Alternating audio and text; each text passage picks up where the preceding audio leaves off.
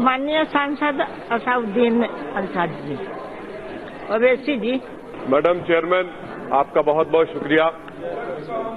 मैं इस बिल की मुखालिफत में खड़ा हूं और मोहतरमा, मैं आपको एक बात यहां पर ऐवान को बताना चाहूंगा कि जब हमने संविधान को बनाया था, जब बन रहा था संविधान, और उस वक्त में इस वक्त में कितनी गिरावट हो गई है, ज़हनी तौर पर, अखलाकी तौर पर, तहजीबी तौर पर, दिमागी तौर पर, नफ्सियाती तौर पर।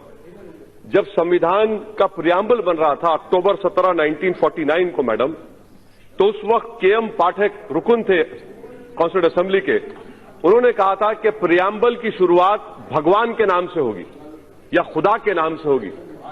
आपको जानकर हैरत होगी कि राजेंद्र प्रसाद साहब ने जाकर कहा कि नहीं, संविधान की शुरुआत भगवान या खुदा के नाम से नहीं हो सकती। वोटिंग हुई, वोटिंग में के.एम. कामत साहब हार गए। जब संविधान का प्रियम्बल लिखा जा रहा था तो उसको भगवान खुदा के नाम से नहीं लिखा गया। अब वो ऊंचाई और ये पस्ती देखिए आप कि एक कानून ऐसा बनाया जा रहा है जो मजहब की बुनियाद पर बनाया जा रहा है। मुझे शिकवा इस बात का नहीं है, गम इस बात का नहीं है कि आपने मुसलमान को नहीं रखा।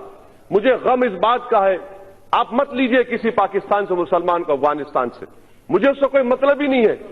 मेरे बुजुर्गों ने जिना के पैगाम को ठुकराया। हमने मौलाना अबुल कलाम आजाद के उस जुमले को यकीन किया कि इस्लाम का इस मुल्क से 1000 साल का ताल्लुक और हिंदुइज्म का 4000 साल का ताल्लुक है। मुझे गम इस बात का है कि इस हुकूमत को, जिसने संविधान पर ओथ लिया, आज इस्लाम से, मुसलमानों से इतनी नफरत क्यों? आखिर क्या है? हम इंसान हैं, इस मुल्क के बाइज्जत शहरी हैं। आखिर इस नफरत का, इस डिस्क्रिमिनेशन की वजह क्या है आप में? आप मत लीजिए किसी को। मैडम, मैं ये क्यों कह रहा हूं, बता रहा हूं। आप, मैं जानना चाहूंगा होम मिनिस्टर साहब से कि इस बिल को एनआरसी के नजर से देखने की जरूरत है। जो आसाम में एनआरसी हुआ मैडम, वहां पर 19 लाख लोगों के नाम नहीं आए, जिसमें से खुद वहां के मंत्री कहते हैं कि 5,40,000 बंगाली हिंदू है।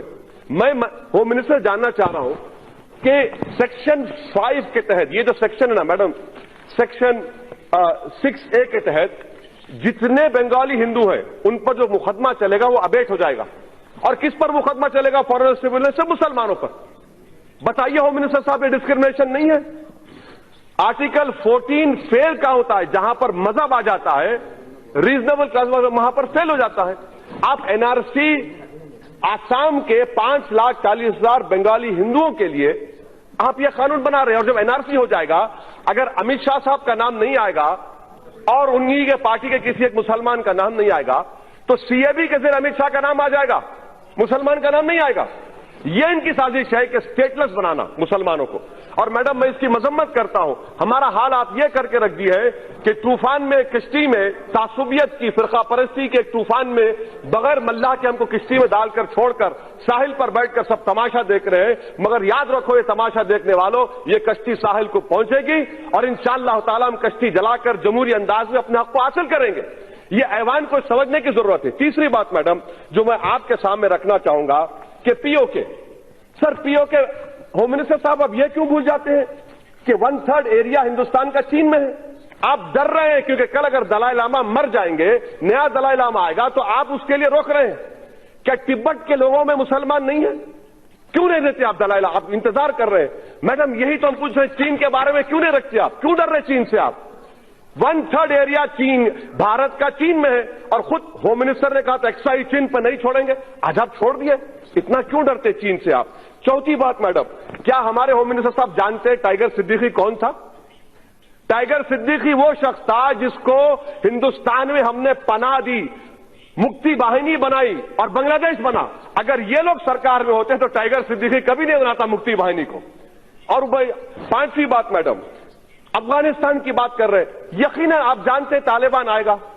जब तालिबान आएगा तो आपको जरूरत है हजारा की, ताजिक की, आपको जरूरत है भारत में, ताकि हम स्ट्रेटेजिक कंट्रोल कर सके। मगर आपके कानून की वजह से आप उन तमाम ताजिक को, उज्बेक को, तालिबान जो हुकूमत करेगा अफगानिस्तान में, आपका तो काट चला गया। ये आपकी सोच है, ये आपका विजन है। मुझे उम्मीद नहीं थी कि इतना बड़ा ब्लंडर स्ट्रेटेजिक सिक्योरिटी के एंगल से आप लोग करेंगे। अफगानिस्तान में सिख है, मैं जानता हूं। तालिबान के जमाने में होम मिनिस्टर साहब जानते हैं कि करेंसी का पूरा मामला सिखों के पास था, आज भी उन्हीं के पास है। اور کیا گارنٹی لے رہے ہو منسٹر صاحب کہ پاکستان کو نہ ہندوستان کے ہندوؤں سے مطلب ہے نہ پاکستان سے مطلب ہے، وہ گھسائے گا یہاں پر، آپ کیسے روکیں گے؟ اور کیا آپ بتائیں گے میڈم کہ کتنے لوگ ہیں جن کو آپ سٹیزن شپ دینے جا رہے ہیں؟ نمبر بتائیے، اسٹیٹ وائز بتائیے، کہو کہہ رہے ہیں میڈم۔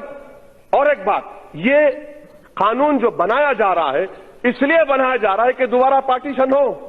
یہ قانون تو ہٹلر کے اس قانون سے ہی بدتر ہے، اس قانون سے ہی بدتر ہے۔ کہاں لا کر چھوڑ دیے بھارت کو آپ؟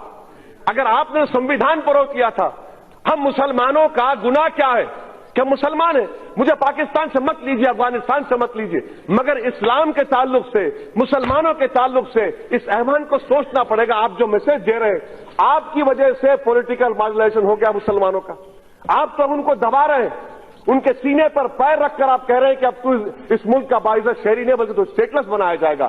اسی لیے میں کہہ رہا ہوں میڈم کہ یہ ایک پارٹیشن ہونے جا رہا ہے۔ میڈم میں آپ کو کہنا چاہ رہا ہوں، انگریزی میں کہاوت ہے کہ those who do not learn from history are condemned to be repeated۔